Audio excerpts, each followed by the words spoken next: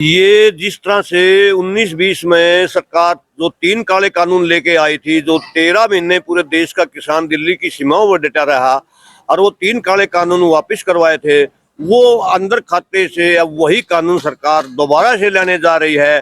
और इसके लिए सरकार ने 10 जनवरी तक आपत्ति मांगी है देश के किसानों को, मजदूरों को, आड़तियों को, मुनीमों को। अगर कोई आपत्ति है तो अपनी आपत्ति दे। ये भारतीय किसान यूनियन चढ़ूनी की तरफ से ये 5 पेज का प्रारूप तैयार किया गया, आपत्तियां तैयार किए गए हैं और प्रदेश की मंडियों में आड़तियों से, मुनीमों से और मजदूरों से, किसानों से हम हस्ताक्षर करवा रहे हैं कि भाई ये कानून हमारे विरुद्ध है। अगर मंडियां टूट गई तो ये देश का मजदूर भी, देश के आड़ती भी, देश के मुनीम भी, मजदूर भी बेकार हो जाएंगे। और इसमें एक और बड़ी बात है, स्टॉक करने की समय सीमा खुली छूट दे दी गई है। अगर एक आदमी के हाथ में ही स्टॉक करने की, जैसे अडानी को छूट दे दी गई, तो पूरे देश की जान मुट्ठी में एक आदमी के आ जाएगी। वो खरीदे भी अपनी मनमर्जी का और बेचे भी पूरी मर्जी से का, यानी पूरे देश की जान मुट्ठी में आ जाएगी। हम ये चाहते हैं जो कानून सरकार लेके आ रही है इसको तुरंत वापस लिया जाए और हम इसका घोर विरोध करते हैं। अगर सरकार हमारी बात को नहीं मानती है तो पूरे देश में आंदोलन चलाने के लिए हम मजबूर होंगे। तो आज मंडियों में जा सकते हैं? हाँ, आज गोहाना मंडी में आए हैं और प्रदेश की सभी मंडियों में आड़तियों से, मुनीमों से, लेबर वाले भी इस बात को बहुत अच्छी तरह से समझ चुके हैं। अगर मंडियां टूट गई तो ये बहुत जो लाखों मजदूर हैं प्रवासी, ये कहाँ जाएंगे, बेकार हो जाएंगे। इसलिए हमारी सभी की इकट्ठी मांग है कि इस कानून को तुरंत वापस लीजिए। इसका क्या कह रहे हैं?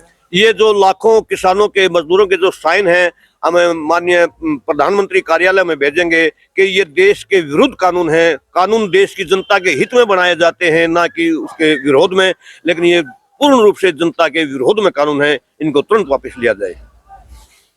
ये तीनों काले कानून को दोबारा से लागू करने की कोशिश में है जी सरकार।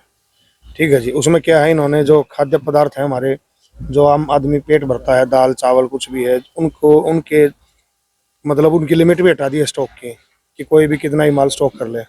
ठीक है जी। दूसरी बात जी, जो जमींदार है, जमींदार हमारी ये जो मंडी एसोसिएशन, मंडी का जो बिल बनाया गया था 1960s के आसपास, ये इसलिए बनाया गया था कि जमींदार को उचित माल, उसका उचित तोल मिले और उचित मोल मिले उसकी फसल का। अगर मान लो अगर उसको मतलब कहीं से भी कोई भी व्यापारी खरीदना शुरू कर देगा, जैसे बताया गया, जैसे सत्यवान जी ने बताया है, तो एक बात बताइए, वहाँ पे किसान को तो यही नहीं पता होगा कि भाव क्या चल रहा है मंडियों में। ठीक है जी। मंडी से ही भाव चलता है, बाजार भाव से डिमांड आती है, यहाँ पे आके परचेजर माल खरीदते हैं। जबकि एक बेचारे गरीब आदमी को यही नहीं पता होगा, जमींदार को, कि उसकी फसल का भाव क्या है। पौने पौने भाव में जी उसकी फसल ली जाएगी, नहीं ली जाएगी। उसके ऊपर बेचारे के ऊपर किसी, मान लो वो बेटी का भात आ रहा है जी, को परेशानी है जी। आम आदमी जो एक आड़ती है, मंडी में आड़ती होता है जी, आधी रात का गहना होता है जी जमींदार का, उसको किसी प्रकार की पैसे की जरूरत होती है तो आधी रात को भी टोकेगा तो उसको पैसे देने चाहिए। बिल्कुल किसानों के साथ हैं जी, और सत्यवान जी के भी साथ हैं, और जो इन्होंने की है जमा आंदोलन में गेल है।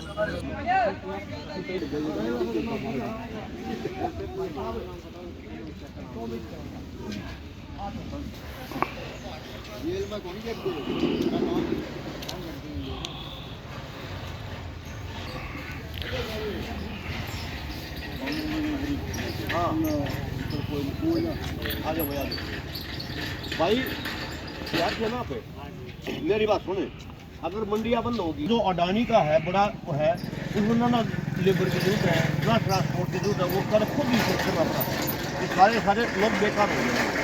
इसलिए सरकार ने नया कानून बनाया है, राष्ट्रीय नीति ढांचा प्रारूप। उसमें क्या है, मंडी से बाहर है अंबानी अडानी खरीदेगा तो वो भी मंडी मानी जाएगी, ना तो मार्केट फीस देनी पड़ेगी, ना देनी पड़ेगी। 2 साल में 3 साल में मंडियाँ बंद हो जाएंगी। मंडियाँ बंद हो जाएगी, सारी लेबर है ना ये बेकारी हो जाएगी, जितने मुनीम हैं वो बेकारी हो जाएंगे, मनमानी होगी। और इसका एक नुकसान और है, इसमें ये करे है कि एक आदमी कितना भी भंडारण कर सकता है। यानी कि अडानी ने अगर पूरे देश का भंडारण कर लिया तो पूरे देश की जान मर्जी बेचेगा, वो खरीदे भी मन मर्जी का और बेचे भी फिर मन मर्जी का। यानी पूरे देश की जान एक आदमी के हाथ में आ जाएगी। ये बड़ा नुकसान हो जाएगा। अभी तक ये कानून है कि लिमिट